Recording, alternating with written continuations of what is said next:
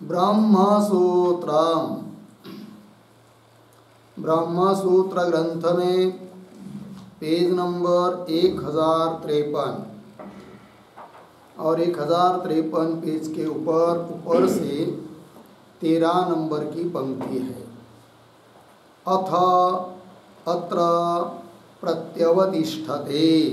ठीक है, तो बात यह चल रही है तृतीय अध्याय चतुर्थ पाद, और तृतीय अध्याय के चतुर्थ पाद का यह 1 नंबर का अधिकरण है, और इस अधिकरण का नाम है पुरुषार्थाधिकरणम।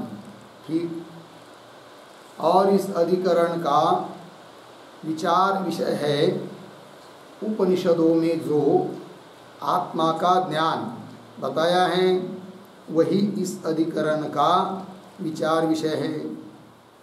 अर्थात वह जो आत्मा का ज्ञान है वह यज्ञादि कर्मों के साथ संबंधी होकर उसका अंग है क्या, या स्वतंत्र रूप से वह आत्मतत्व ज्ञान पुरुषार्थ का साधक है, मोक्षादि को देने वाला है।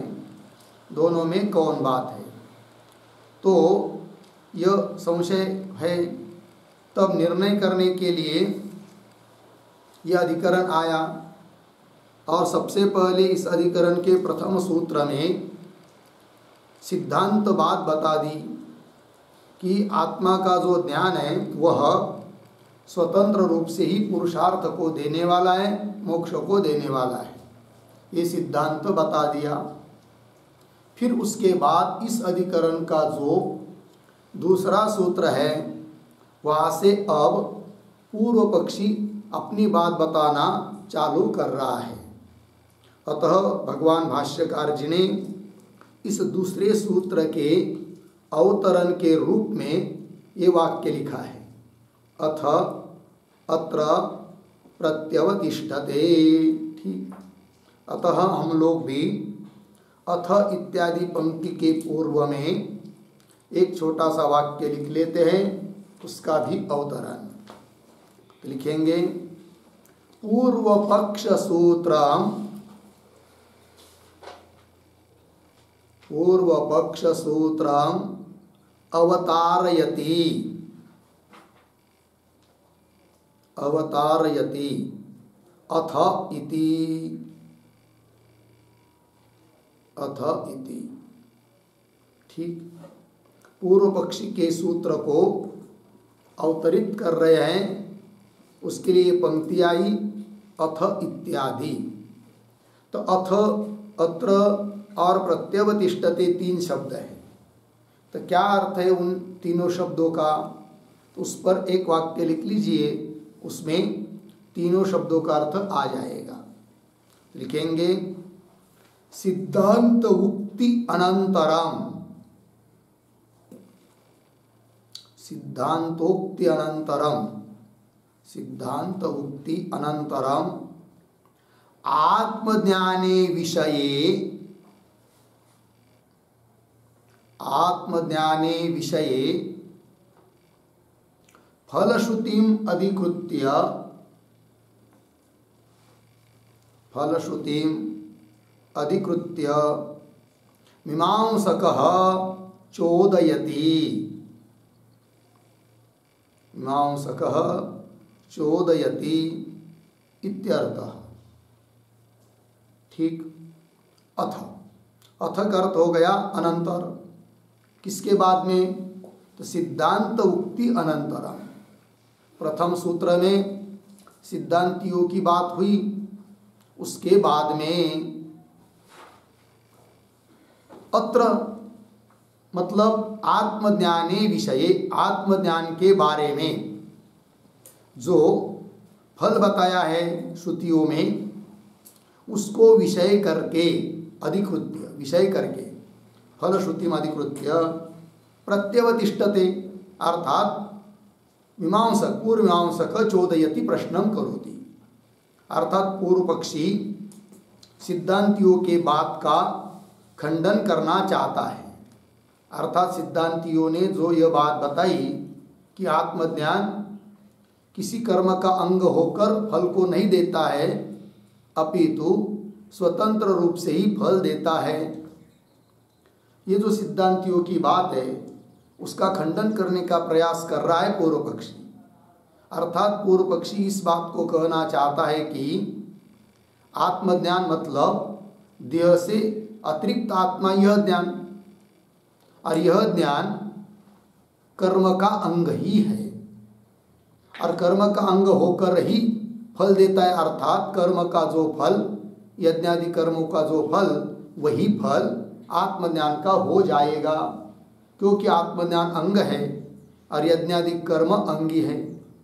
अंगी का जो फल होता है वही अंगों का फल होता है, अंगों का कोई अतिरिक्त फल नहीं होता है। और यदि कहीं पर अंगों का भी फल बताया जाता है तो वह अर्थवाद होता है, अर्थात उस फल बताने में उस श्रुति आदियों का तात्पर्य नहीं होता है, उस स्तुति के लिए फल अलग अलग से बताया जाता है। ऐसा अभिप्राय है कुल मिलाकर पूर्व पक्षी का। तो सूत्र के माध्यम से पूर्व पक्षी बोल रहा है, अतः पहले सूत्र का उच्चारण और अर्थ कर लेंगे, फिर उसके ऊपर जो भाष्य है उसका विचार करेंगे। तो सूत्र हैं, शेषत्वात् पुरुषार्थवादो यथान्येषु इति जैमिनिः। शेषत्वात् पुरुषार्थवादो यथान्येषु इति जैमिनिः। ठीक लिखते हैं इस सूत्र का अर्थ। तो सूत्रावतरणम बराबर प्रथम सूत्रे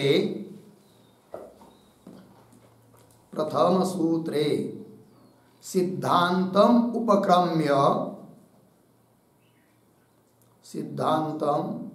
उपक्रम्य इदानीं पूर्वपक्षयति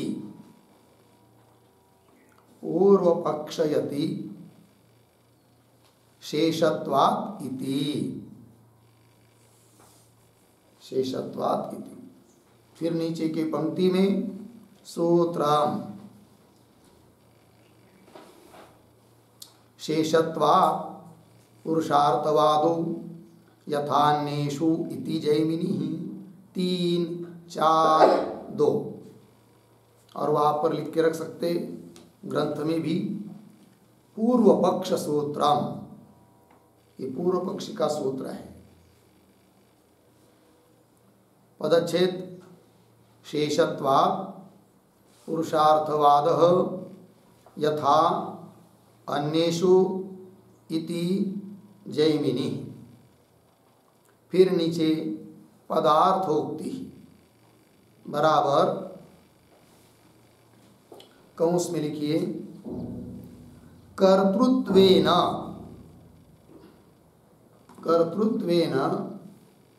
आत्मनः कर्मशेषत्वात्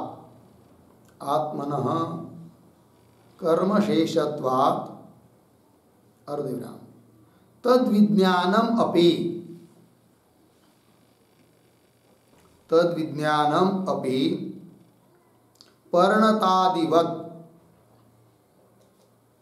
पर्णतादिवत्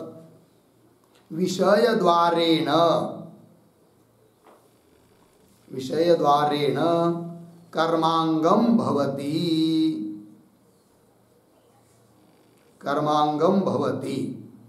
पूर्ण विराम। आगे कुतः प्रश्न चिन्ह, आगे की तरफ बांध देकर कंस बंद। फिर आगे प्रतीक शेषत्वात् बराबर फलशून्यत्वे सति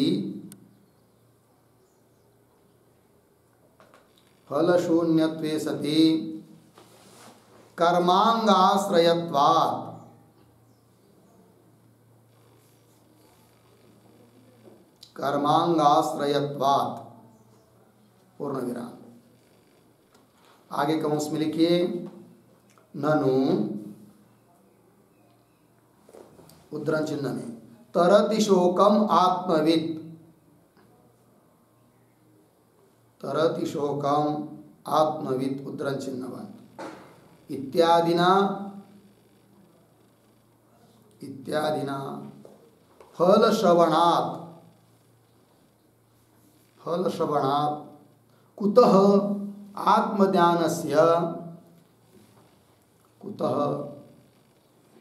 आत्मज्ञानस्य कर्मांगत्वम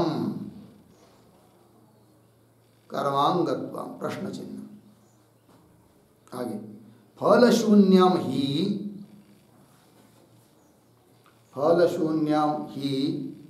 कर्मांगम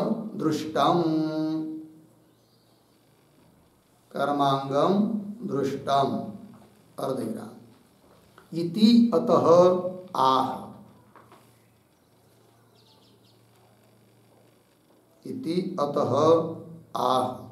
आगे की तरफ बांध देकर कंस बांध। फिर आगे प्रतीक पुरुषार्थवाद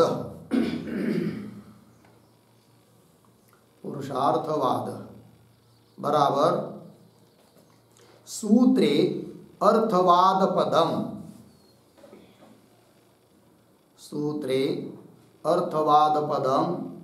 आवर्तनीयम पूर्ण विराम। आगे ज्ञानात् पुरुषार्थवाद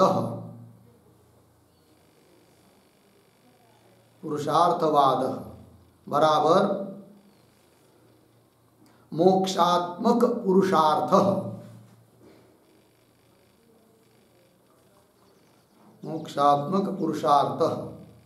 अर्धविराम। यह उक्तः अर्धविराम सह अर्थवादः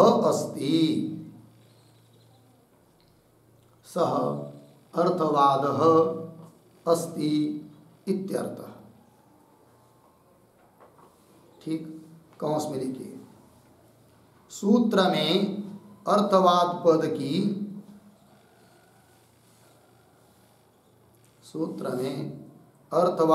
की आवृत्ति करनी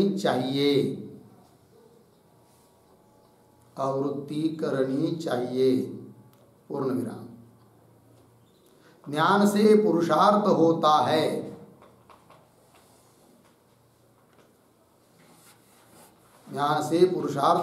है अर्धविराम। इस प्रकार का वाद अर्थात कथन अर्थवाद है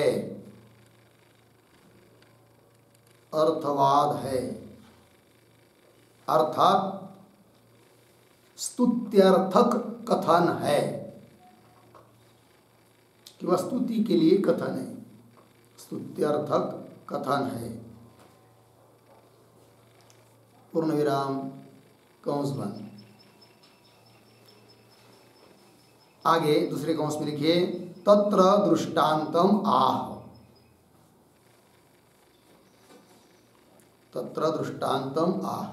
फिर आगे की तरफ बांध देकर कंस बांध। आगे प्रतीक यथा बराबर यया रीत्या।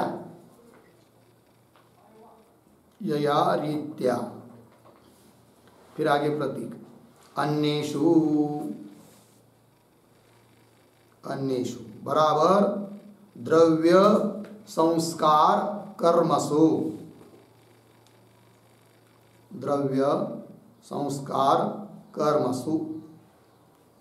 पूर्ण विराम। आगे यथा। फिर आगे उद्धरण चिन्ह में यस्य पर्णमयी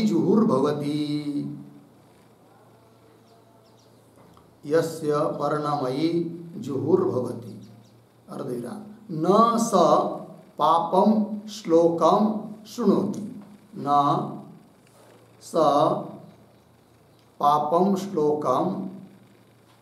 शृणोति उद्धरण चिन्ह बंद। इत्यादिषु द्रव्य संस्कार कर्मसु द्रव्य संस्कार कर्मसु फलश्रुति अर्थवाद, फलश्रुति अर्थवाद तद्वत् आत्मज्ञान विषये अपि, आत्मज्ञान विषये अपि फलश्रुति अर्थवादः भवति, अर्थवादः भवति। पूर्ण विराम। आगे प्रतीक इति जैमिनी, इति जैमिनी बराबर इति एवं जैमिनी आचार्यः मन्यते, इति एवं जैमिनी आचार्यः मन्यते। पूर्ण विराम। आगे एवं आत्मज्ञानस्य, एवं आत्मज्ञानस्य कर्मांगत्वं भवति,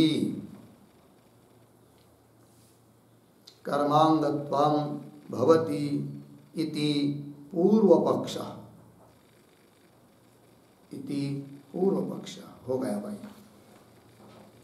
अर्थ को देखिए।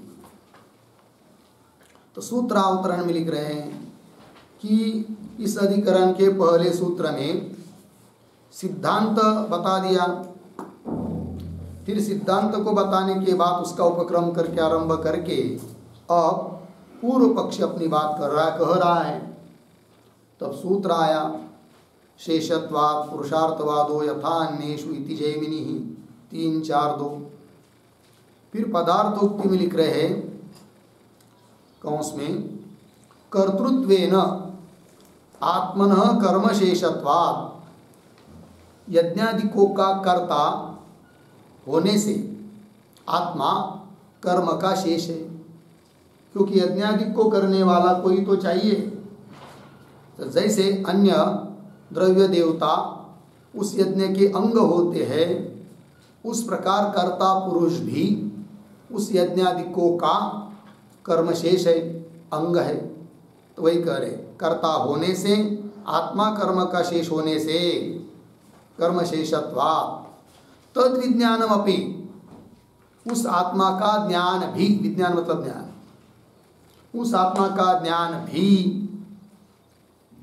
परिणतादिवत विषय द्वारेण कर्मांगम भवति, तद विज्ञानम अपि कर्मांगम भवति। उस आत्मा का ज्ञान भी कर्म का अंग है। क्यों?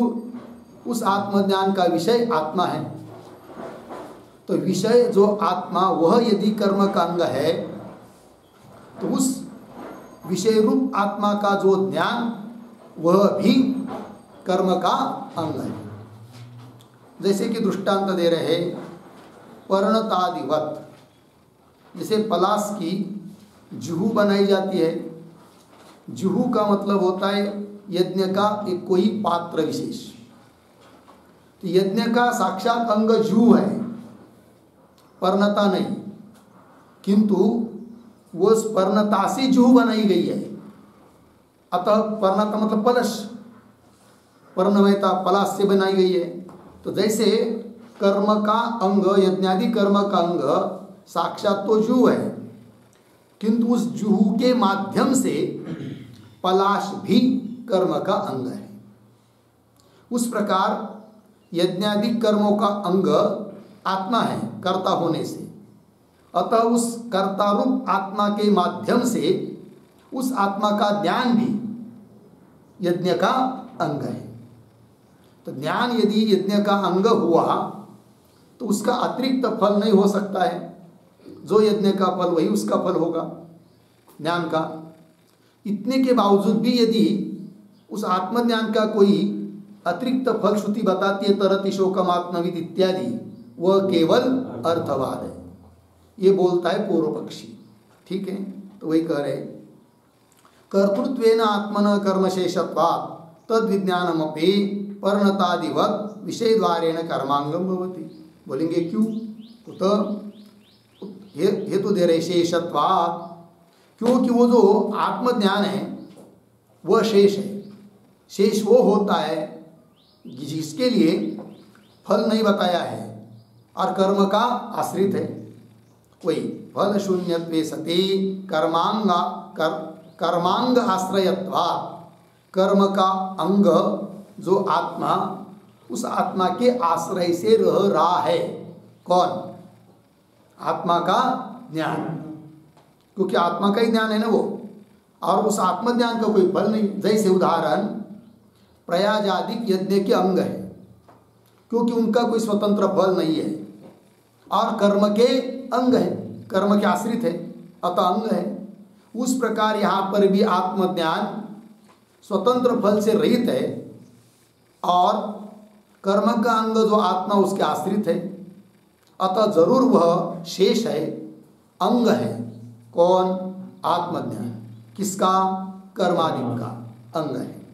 तो फल शून्यत्वे सति कर्मांगाश्रयत्वात्, फिर उस पर अब सिद्धांत आक्षेप कर रहे, ननु तरति शोकम आत्मविद, आत्मविद्तार्थ आत्मज्ञानी शोक को तैर जाता है, इत्यादि ना फल श्रवणात्, उस आत्मज्ञान का स्वतंत्र फल बताया है। तब कैसा कह रहे हो आप कि आत्मज्ञान का कोई स्वतंत्र फल नहीं है, और कर्म के अंग जो आत्मा उसके आश्रित है, इसलिए शेष है, अंग है यज्ञ का। कैसा बोल रहे हो? फल तो बताया है उसका। तब देखिए, ननु तरति शोकम आत्मविद इत्यादि ना फल श्रवणात् कुत आत्मज्ञान से कर्मांगत्वम, आत्मज्ञान कर्म का अंग कैसा बन जाएगा? क्यों?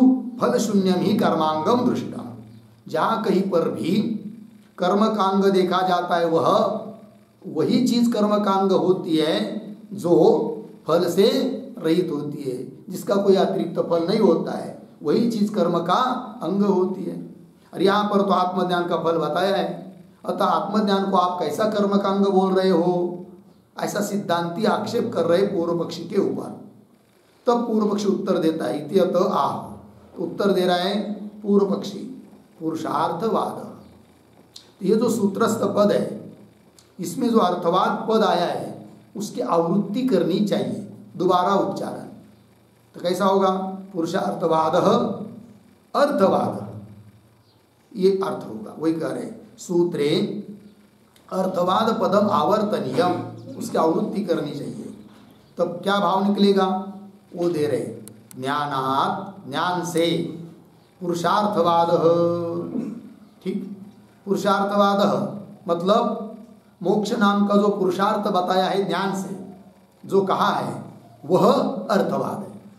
अर्थात पुरुषार्थ जो बताया है ज्ञान का फल, वह अर्थवाद रूप है, उस ज्ञान की स्तुति के लिए है। उस फल को बताने में श्रुति का तात्पर्य नहीं है, अतः वह बताया हुआ फल उस ज्ञान का सचमुच फल है, ये नहीं कहा जा सकता है।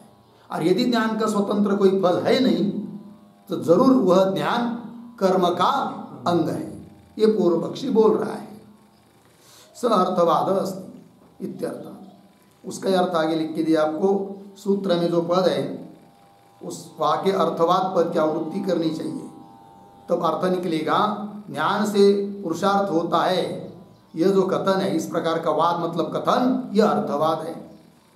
उसके लिए दृष्टांत दे रहे, यथा, यथा का मतलब यया रीत्या, जिस रीति से, अन्येषु, अन्य जगह, मतलब अन्य कहाँ, तो उदाहरण 3 दिए, द्रव्य, संस्कार और कर्म, तीनों का अलग अलग उदाहरण भाष्य में आएगा। तो उसको स्पष्ट कर रहे एक उदाहरण को लेकर, यथा यस्य पर्णमयी जुहुर्भवति न स पापम श्लोकम शुनोति। यज्ञकर्ता जो पुरुष है, यजमान, उसमें जिसकी जुहू पर्णमयी, पलाश की बनाई हुई है, वह पापम श्लोकम न शुनोति, वह व्यक्ति पाप शब्दों को मतलब सदोष शब्दों को सुनता नहीं है, ये फल बताया। किंतु यह फल क्या? ये अर्थवाद है, अर्थात पर्णमयता का कोई स्वतंत्र फल नहीं है, और यज्ञ, इसलिए यज्ञ का वो अंग है। उस प्रकार इत्यादिषु, द्रव्य संस्कार कर्मसु, द्रव्य का उदाहरण, संस्कार और कर्म तीनों का उदाहरण भाष्य में आने वाला है। कर्मसु फलश्रुति अर्थवाद, इनमें जो फल बताया है, जैसे यहाँ पर न स पापम श्लोकम शुनोति, इस प्रकार का फल बताया है। और द्रव्य यहाँ पर पर्णमयीजु, उसका फल बताया है, न स पापम श्लोकम शुनोति, किंतु वह अर्थवाद है। तद्वत उस प्रकार आत्मज्ञान विषये अपि फलश्रुति, आत्मज्ञान विषय, आत्मज्ञान के बारे में भी, अर्थात आत्मज्ञान का भी जो फल बताया है वह भी अर्थवाद है। अर्थवाद भवति इति जैमिनी, इस प्रकार जैमिनी आचार्य मानते हैं। अतः जैमिनी जो कि पूर्व मीमांसा के प्रमुख आचार्य हैं, उनके सिद्धांत के अनुसार फिर क्या सिद्ध हुआ वो अंतिम पंक्ति में बताया। एवं आत्मज्ञानस्य कर्मांगत्वं भवति, इस प्रकार आत्मज्ञान यह कर्म का अंग है। यह बात सिद्ध हो गई पूर्व पक्षी के अनुसार, ये पूर्व पक्षी का मत हुआ। ठीक है, सूत्र का अर्थ हम लोगों ने देख लिया। अब इस सूत्र के ऊपर जो भाष्य है उस भाष्य का विचार करेंगे। आइए, कर्तृत्वेन आत्मनः कर्मशेषत्वात् तद्विज्ञानमपि व्रीहिप्रोक्षणादिवत् विषयद्वारेण कर्म संबंधी एव। ठीक है, इतने को देखिए। और ये जो पंक्ति पढ़ी हम लोगों ने कर्तृत्वेन इत्यादि, उसके पूर्व में एक वाक्य लिख लेते हैं अवतरण के रूप में। लिखेंगे तत्वज्ञानम, तत्वज्ञानम कर्मांग कर्तृद्वारा, कर्मांग कर्तृद्वारा प्रयोग विधिना आदेयम, प्रयोग विधिना आदेयम। आगे, आदीयमान कर्मांग कर्तृ आश्रयेण, आदीयमान कर्मांग कर्तृ, आदीयमान कर्मांग कर्तृ आश्रयेण, आश्रयेण शास्त्र सिद्धत्वात्, शास्त्र सिद्धत्वात्। आगे, यजमान संस्कार, यजमान संस्कार अंजनादिवत, अंजनादिवत इति मत्वा, इति मत्वा शेषत्वात्, शेषत्वात् इति एतत् पदं व्याचष्टे, इति एतत् पदं व्याचष्टे कर्तृत्वेन इति।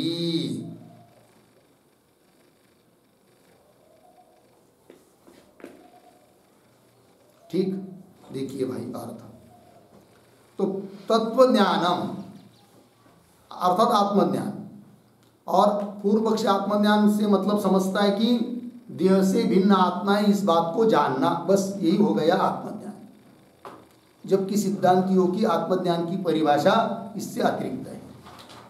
तो देखिए भाई, तत्वज्ञानम कर्मांग कर्तृ द्वारा, कर्म का अंग जो करता कौन, आत्मा, उसके माध्यम से वह तत्वज्ञान आत्मज्ञान प्रयोग विधिना आदेयम, प्रयोग विधि के द्वारा ग्रहण करने योग्य है, अर्थात वो कर्म का अंग। क्योंकि प्रयोग विधि के द्वारा जो जो बात बताई जाती है वो सब यज्ञ के संबंधी अंग अंग ये सब बात बताई जाती है। तो प्रयोग विधिना आदेयम कैसे, आदीयमान कर्मांग कर्तृ आश्रयेण शास्त्र सिद्धत्वा, क्योंकि आदीयमान प्रयोग विधि के द्वारा ग्रहण किया जाने वाला जो कर्म का अंग कर्ता रूप आत्मा है, उसके आश्रय से वो ज्ञान रह रहा है, कौन, तत्वज्ञान आत्मज्ञान। अतः जैसे कर्ता कर्म का अंग है, यज्ञादि कर्ता यज्ञादि कर्म का पुरुष अर्थात कर्ता रूप आत्मा अंग है और उस कर्ता रूप आत्मा के आश्रय से रह रहा है तत्वज्ञान आत्मज्ञान, अतः वह भी कर्म का अंग ही होगा। पूर्व पक्षी कह रहा है कर्ताश्रयेण शास्त्र सिद्धत्वात्।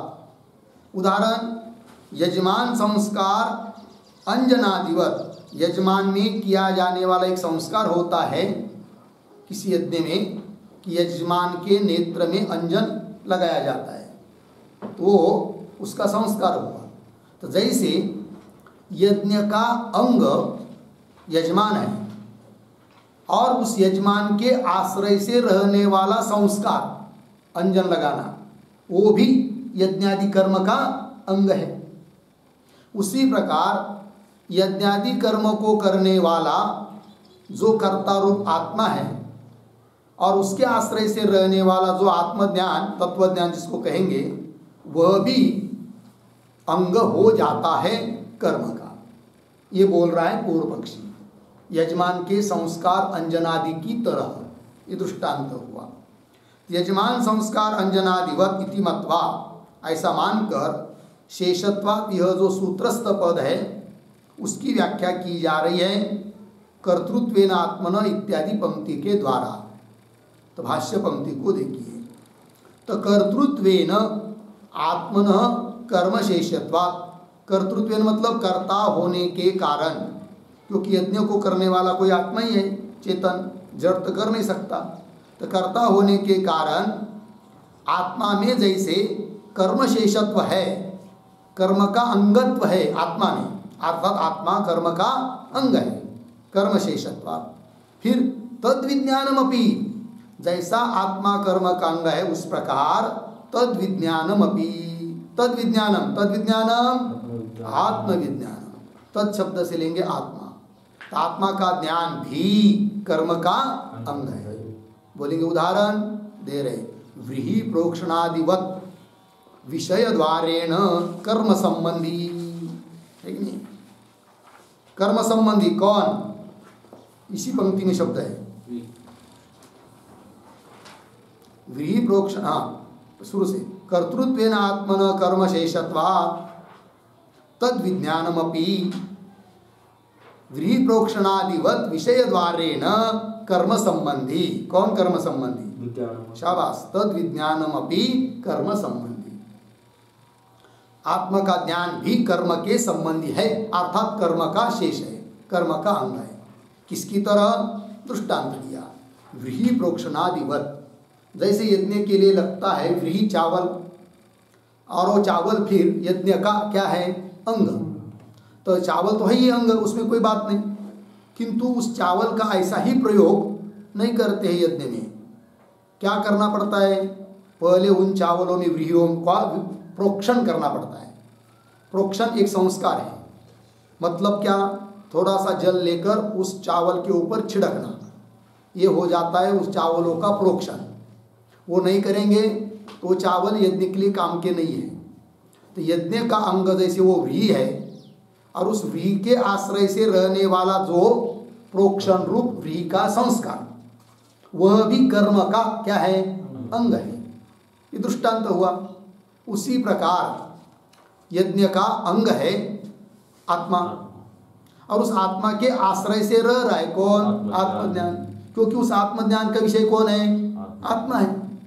तो वह आत्मज्ञान विषय के द्वारा, विषय है आत्मा, जैसे घट ज्ञान का विषय घट है, पट ज्ञान का विषय पट है, उस प्रकार आत्मज्ञान का विषय जो आत्मा, उस विषय रूप आत्मा के माध्यम से वह आत्मज्ञान भी कर्म के संबंधी है।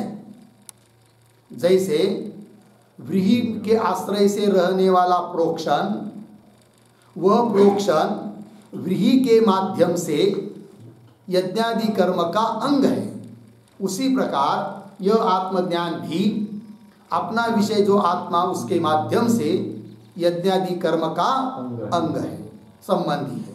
यही बोल रहा है पूर्व पक्षी, तद विज्ञानमपि व्रीहि प्रोक्षणादिवत विषय द्वारेण, क्योंकि उस आत्मज्ञान का विषय आत्मा है, तो विषय द्वारेण, विषय के माध्यम से कर्म संबंधी एव, कर्म संबंधी ही है। इतनी बात लगी। आगे इति अतः तस्मिन् अवगत प्रयोजने आत्मज्ञाने या फलश्रुतिः सा अर्थवादः इति जैमिनिः आचार्यः मन्यते।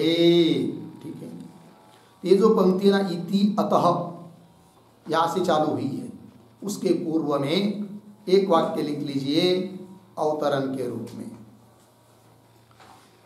स्वतंत्र फलस्य ज्ञानस्य स्वतंत्र फलस्य ज्ञानस्य कथम प्रोक्षणादिवत्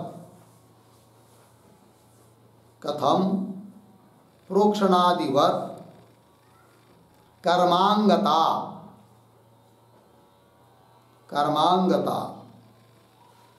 इति आशंक्य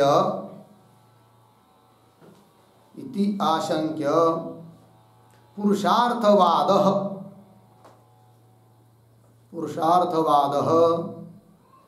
इति अस्य अर्थम आह। इति अस्य अर्थम आह इति अतः इति अतः इति। ठीक, देखो भाई अर्थ। स्वतंत्र फलस्य ज्ञानस्य,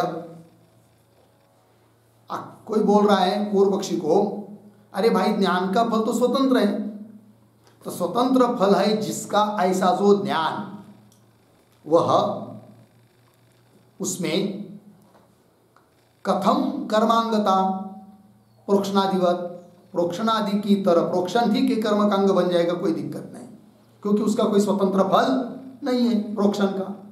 किंतु ज्ञान का तो स्वतंत्र फल बताया गया है ना, और यदि स्वतंत्र फल ज्ञान का है तो वह ज्ञान कर्म का अंग कैसा बनेगा, ये पूछ रहे पूर्व पक्षी को। स्वतंत्र फल से ज्ञानस्य कथम प्रोक्षणादिवत कर्मांगता इति आशंक्य, तब उत्तर देता है पूर्व पक्षी, क्या पुरुषार्थवाद। वो जो स्वतंत्र फल तुमको दिखाई दे रहा है ना ज्ञान का, वो कोई फल नहीं है, वो तो अर्थवाद है। ऐसा बोल रहा है कौन? पूर्व पक्षी। वही कह रहे हैं, उसका ही पुरुषार्थवाद इस पद का ही व्याख्यान कर रहे हैं इति अतः इत्यादि पंक्ति से। तो पंक्ति को देखिए, इति अतः, इति अतः मतलब पीछे के पंक्ति में जैसे बताया, पीछे के पंक्ति में जो बात बताई क्या, कि आत्मज्ञान कर्म संबंधी है। इति अतः आत्मज्ञान कर्म के संबंधी होने के कारण, इति अतः फिर तस्मिन् अवगत प्रयोजने, है कि नहीं, अवगत प्रयोजने आत्मज्ञाने, उस आत्मज्ञान का प्रयोजन अवगत होने पर, आत्मज्ञान का प्रयोजन मतलब फल, क्या फल? जो कर्म का फल है वही इसका फल। क्यों? कि वह आत्मज्ञान कर्म के संबंधी है, अंग है। अतः तस्मिन् अवगत प्रयोजने आत्मज्ञाने, उस आत्मज्ञान का फल अवगत होने पर, कौन सा फल? जो कर्म का फल है वही इसका फल है। ऐसा ज्ञान होने पर भी उस आत्मज्ञान के बारे में या फलश्रुति, जो फलश्रुति में बताया जा रहा है तरति शोकमात्मवित्, सा फलश्रुति ही अर्थवाद, वो अर्थवाद है। इति जैमिनी आचार्य मन्यते, ऐसा जैमिनी आचार्य मानते हैं। लग गया? चलिए, तो ये जो बीच में दो तीन शब्द आए ना भाई, तस्मिन् अवगत प्रयोजने आत्मज्ञाने, उस पर एक छोटा वाक्य लिखा था। कर्म का प्रयोजन ही, कर्म का प्रयोजन ही आत्मज्ञान का प्रयोजन है, आत्मज्ञान का प्रयोजन है, ऐसा अवगत होने पर भी, ऐसा अवगत होने पर भी आत्मज्ञान का जो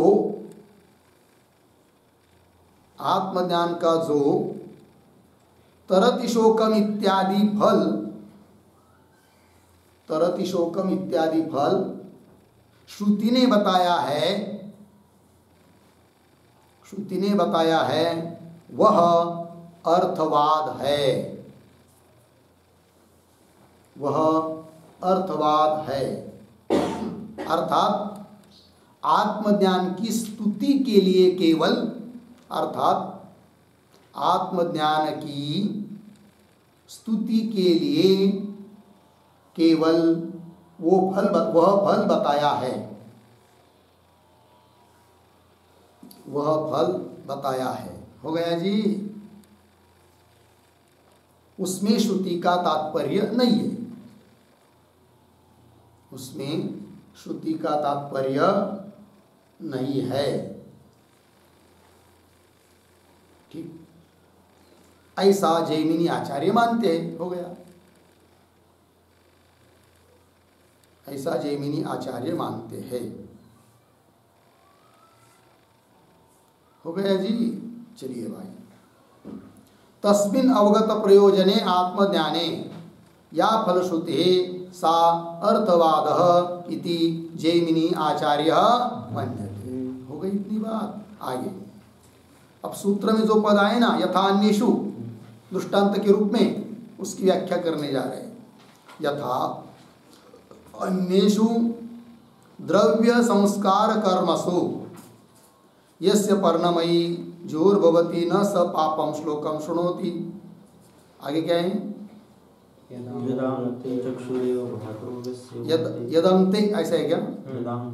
यदांते चक्षु एष भ्रातृ चक्षुरेष भ्रातृव्यस्य वृंक्ते यत् प्रयाजानुयाजा इज्जन्ते वर्म वा एतद् यज्ञस्य क्रियते वर्म यजमानस्य भ्रातृव्याभिभूत्यै इति एवं जातीय का फलश्रुति अर्थवाद तद्वत्।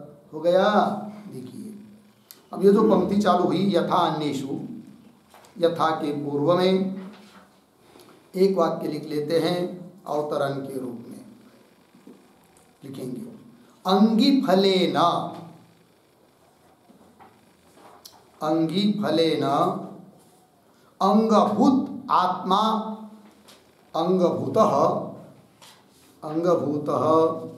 आत्मा अवगत प्रयोजनः, अवगत प्रयोजनः अर्धविराम तदाश्रये तदाश्रये तत्संस्कारके ज्ञाने, तत्संस्कारके ज्ञाने फलश्रुति अर्थवादः, फलश्रुति अर्थवादः इत्यत्र दृष्टान्तः, इत्यत्र दृष्टान्तः यथा इति, यथा इति। हो गया। देखिए भाई अर्थ। तो अंगी फलेन, अंगभूत आत्मा अवगत प्रयोजन, अंगी का जो फल होता है उस फल से ही फल वाला हो जाता है अंग। यहाँ पर अंगभूत है आत्मा, अतः उस अंगभूत आत्मा का प्रयोजन वही होगा जो अंगी यज्ञ का प्रयोजन होगा, फल होगा। फिर तदाश्रये, उस जिस आत्मा अंगरूप आत्मा का अंगी का फल ही उस आत्मा का फल, ऐसा ज्ञान होने पर तदाश्रये, आत्माश्रय, आत्मा के आश्रय में आश्रय से रहने वाला, और तत्संस्कार के, उस आत्मा पर संस्कार करने वाला कौन? ज्ञान। ज्ञान की विशेषण वो ज्ञानी पद है ना आगे। तदाश्रय तत्संस्कार के ज्ञानी, उस आत्मा के आश्रय से रहने वाला, आत्मा पर संस्कार करने वाला जो ज्ञान, उस ज्ञानी अर्थात ज्ञान के विषय में, ज्ञान के बारे में फलश्रुति अर्थवाद, जो फल बताया है वह अर्थवाद है। ये जो पीछे की पंक्ति में बात कही भाष्य की, उसके लिए अब दृष्टांत दे रहे हैं यथा इत्यादि पंक्ति से। तो देखिए फिर यथा अन्येषु, अन्य जगह, कहाँ पर? उदाहरण द्रव्य संस्कार कर्मसु, तीन बात है। द्रव्य, संस्कार और कर्म, तीन के लिए तीन उदाहरण दे रहे आगे, यस्य पर्णमे इत्यादि से। तो यस्य के पूर्व में एक वाक्य लिख लेंगे तो अलग अलग पता चलेगा क्या क्या है करके। यस्य के पहले भी एक वाक्य लिखते हैं उत्तरा। पर्णमयी द्रव्ये, पर्णमयी द्रव्ये अर्धविराम, यजमानस्य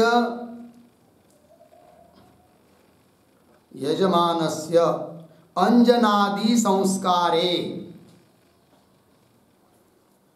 अंजनादि संस्कारे अर्धविराम, प्रयाजादि कर्मसु च, प्रयाजादि कर्मसु च क्रमेण, क्रमेण फलश्रुति आह, क्रमेण फलश्रुति आह यस्य इति।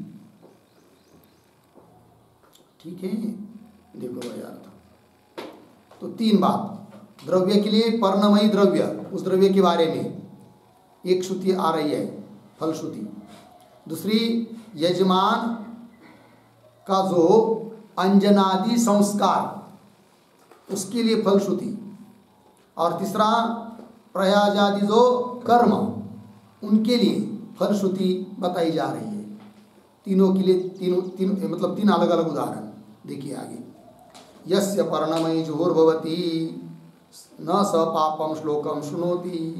ठीक है, यस्य जिसकी, जिस यजमान की जुहु पर्णमयी होती है, पलाश की बनाई हुई होती है, पलाश का पेड़ उसकी बनाई हुई होती है। न स पापम श्लोकम शृणोति, सह पापम श्लोकम न शृणोति। पापम श्लोकम का मतलब होता है सदोषम शब्दम, ये फल बताया।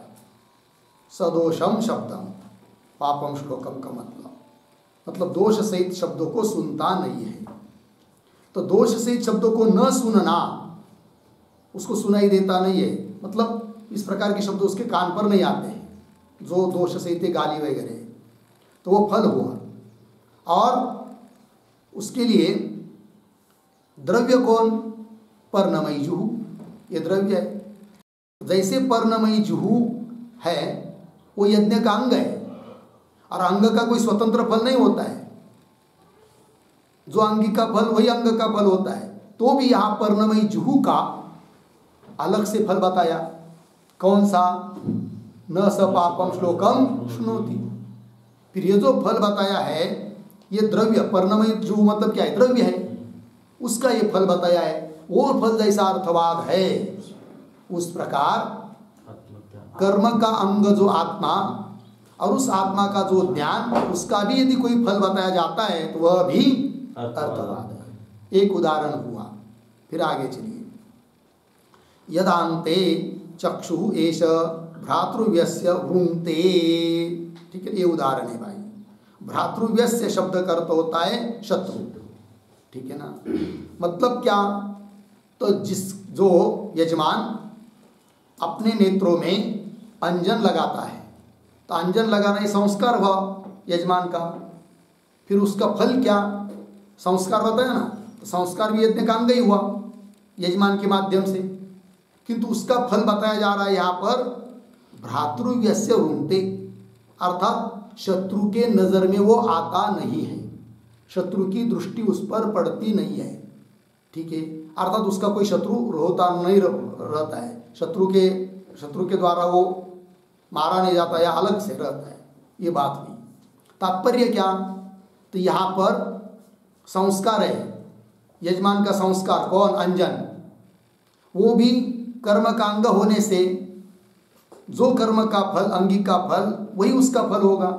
तो भी अतिरिक्त फल बताया कि भ्रातृव्यस्य वृंते, उसकी शत्रु की दृष्टि उस पर नहीं जाती है करके। ये जो फल बताया है वह जैसे क्या है? अर्थवाद है। उस प्रकार इधर भी लगाना। आत्मज्ञान का फल यदि अतिरिक्त कोई बताया हो तो वह भी अर्थवाद है। दो दृष्टांत हुए, और मतलब ये संस्कार का दृष्टांत हुआ। तीसरा है कर्म का, वो दे रहे यह प्रयाज अनुयाजाः युज्यन्ते इज्जन्ते, इसका अर्थ लिखिए अनुष्ठीयन्ते,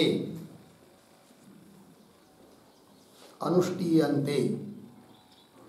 ठीक है, मतलब जो प्रयाग अनुयाज आदि अंगों का अनुष्ठान करता है। तो प्रयाग अनुयाज क्या है? यज्ञ के अंग है, कर्मरूप अंग है, क्योंकि प्रयाग अनुयाज भी छोटे छोटे कर्म है, तो कर्मरूप अंग हुआ। फिर उसका फल भी बताया है क्या?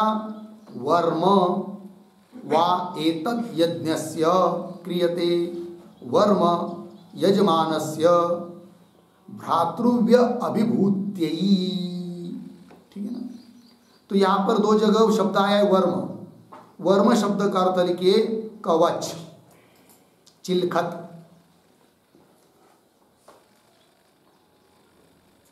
कवच, चिलखत, ठीक है ना? और एक शब्द आया है भ्रातृव्य अभिभूत्ययी, उसका अर्थ लिखिए शत्रु पराभवाय, शत्रु पराभवाय। ठीक, अब देखिए भाई, शत्रु का पराभव करने के लिए यह उस यजमान के लिए वर्म बन जाता है, चिलखत बन जाता है, कवच बन जाता है। किसके लिए कवच बन जाता है? एतद् यज्ञस्य, यज्ञ के लिए कवच, चिलखत बन गया। और यजमानस्य वर्म, यजमान के लिए भी कवच, चिलखत बन गया। कौन? यद प्रयाज अनुयाजा इज्जन्ते, प्रयाज अनुयाज का जो अनुष्ठान किया जाता है वह प्रयाज अनुयाज रूप कर्म का अनुष्ठान है कि नहीं? तो वो प्रयाज अनुयाज हो गए कर्म, और उसका फल बताया क्या? वह वे प्रयाज अनुयाज आदि का अनुष्ठान क्या बन जाता है? यज्ञ और यजमान के लिए वर्म, कवच बन जाते हैं, चिलखत बन जाते हैं। किसके लिए? शत्रु का पराभव करने के लिए।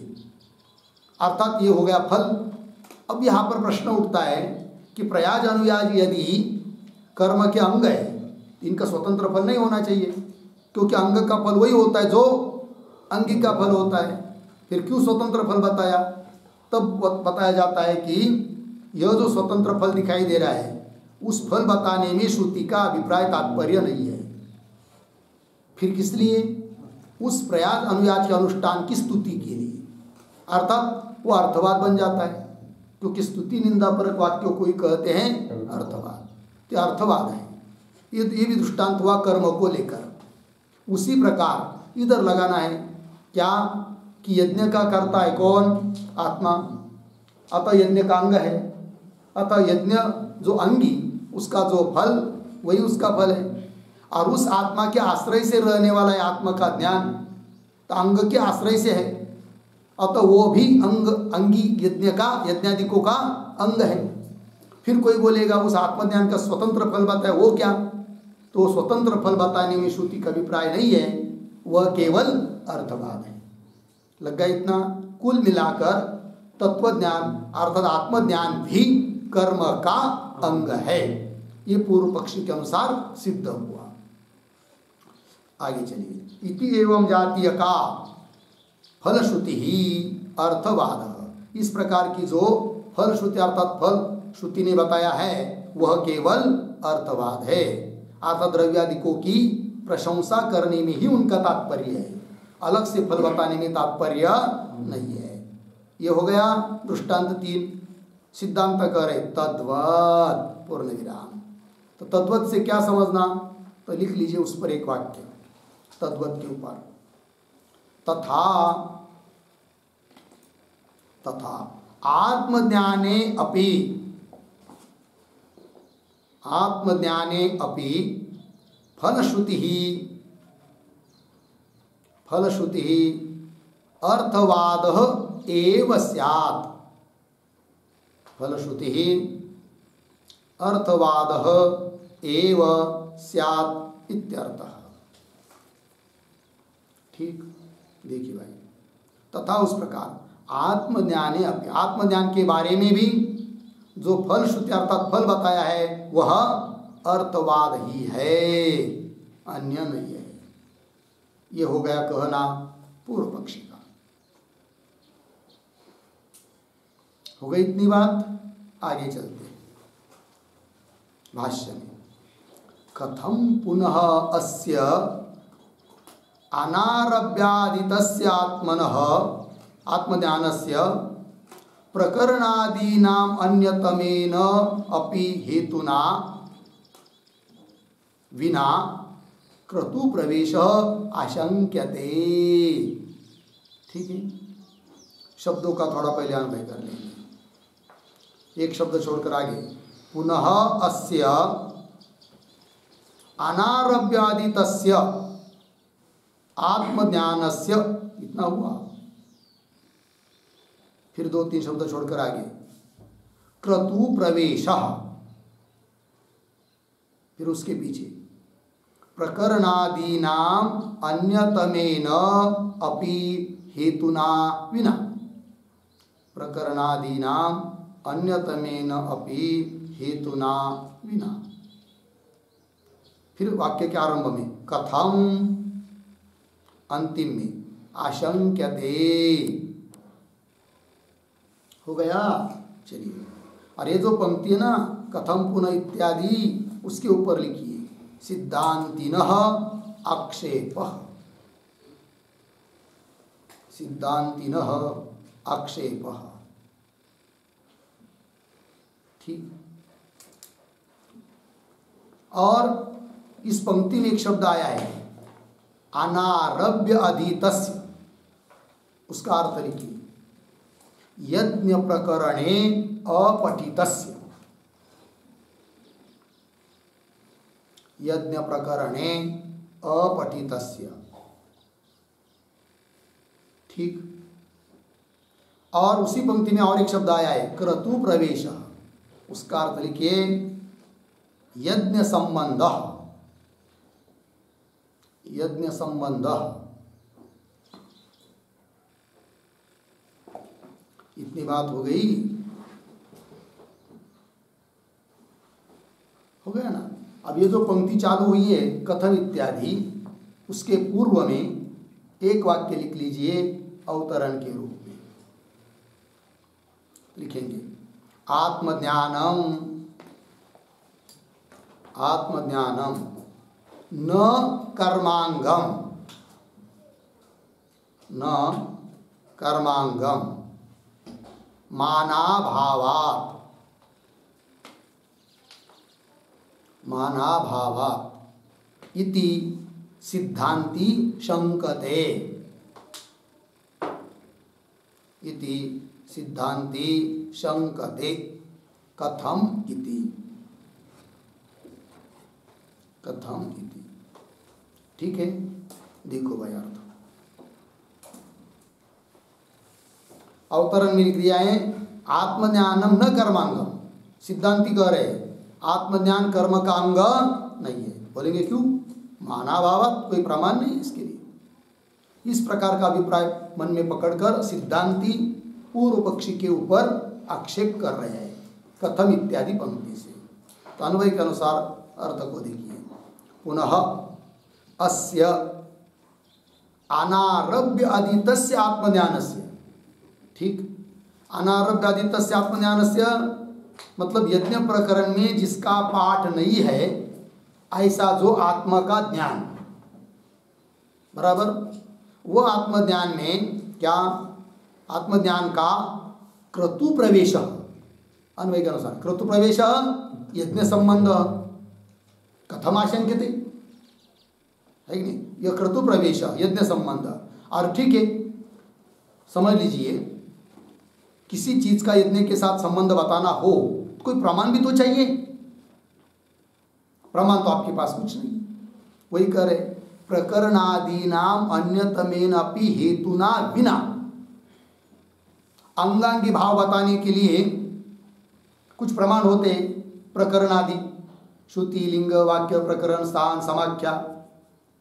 तो प्रकरणादि में से प्रकरणादि जो हेतु बताए जाते हैं अंगांगी भाव बताने के लिए, उसमें से अन्यतमेन कोई एक तो हेतु हो, तो अन्यतमेन हेतुना विना, उनमें से कोई भी एक भी हेतु न होने से, उनके बिना कैसे आप आत्मज्ञान को यज्ञ के संबंधी अर्थात यज्ञ का अंग बता रहे हो। कथम आशंक्यते, बात समझ में आई?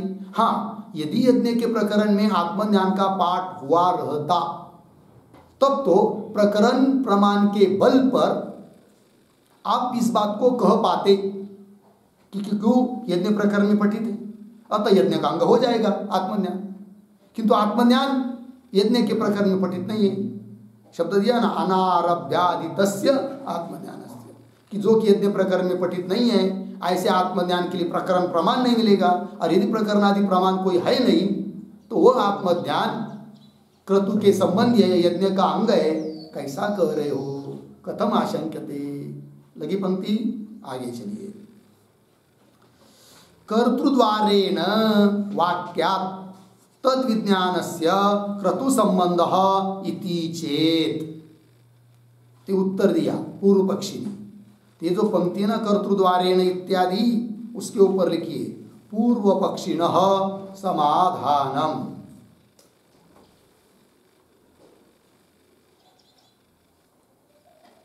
पूर्व पक्षिणः समाधानम मतलब पूर्व पक्षी समाधान दे रहा है, उत्तर दे रहा है। सिद्धांतियों के आक्षेप का उत्तर दे रहा है पूर्व पक्षी। और थोड़ा शब्दों का अन्वय भी कर लेते हैं। कैसा? कर्तृद्वारेण, एक शब्द छोड़कर आगे, तद विज्ञानस्य क्रतु संबंधः, पीछे वाक्यात्, आगे इति चेत। हो गया? देखो भाई, और ये जो पंक्ति चालू हुई कर्तृद्वारेण इत्यादि, उसके पूर्व में एक वाक्य लिख लेते हैं अवतरण के रूप में। लिखेंगे यथा जुहुद्वारेण, जुहुद्वारेण पर्णमयित्वस्य, पर्णमयित्वस्य वाक्यात्, वाक्यात् क्रतु संबंधः, क्रतु संबंधः अनारभ्य अधितत्वे अपि, अनारभ्य अधितत्वे अपि अस्ति। आगे तथा, तथा कर्तृद्वारेण,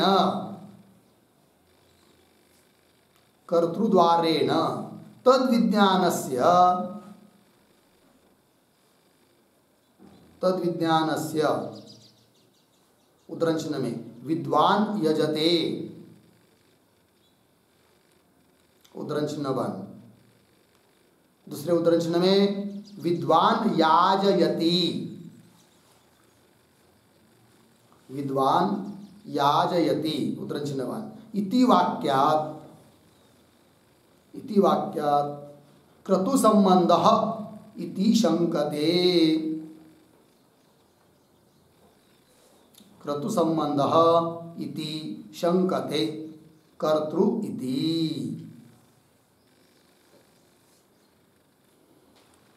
हो गया जी? देखिए भाई अर्थ क्या लिख रहे हैं। तो यथा उदाहरण दिया, पूर्व पक्ष उदाहरण दे रहा है अपनी बात को सिद्ध करने के लिए।